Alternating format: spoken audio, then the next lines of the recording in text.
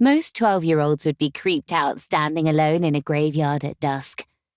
I'm not most 12-year-olds. Growing up in a funeral home, I know the dead don't come back.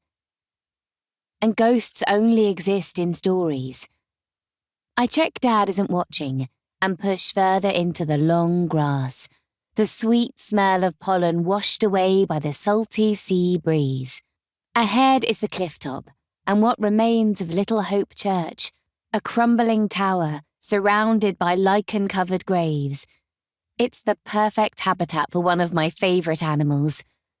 High above my head, a single shadow zigzags through the darkening sky. I freeze, my breath catching in my throat, and listen hard. Most bat calls can only be heard with a special detector, but my hearing seems to be getting better with age. I can make out its high-pitched squeak clicks above the crash of the waves. The creature weaves through the air, fast and jerky as it ducks and dives, catching insects on the wing. A single pipistrelle bat can eat up to 3,000 insects in one night. That's the same as a human eating 60 roast dinners in a day.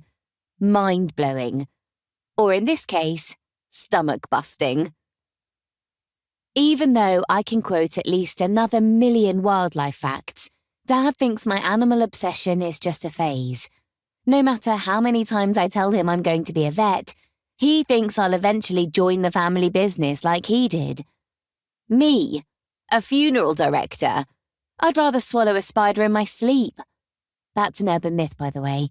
Snoring scares arachnids away.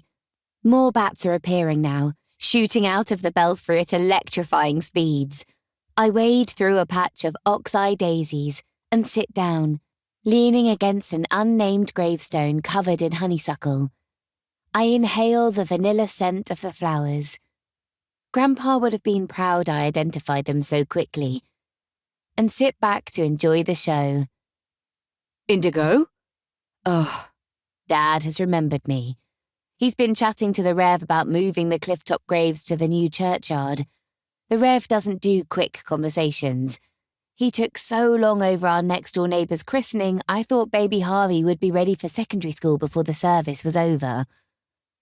If I'm quiet, maybe the two of them will keep blathering on. Indigo?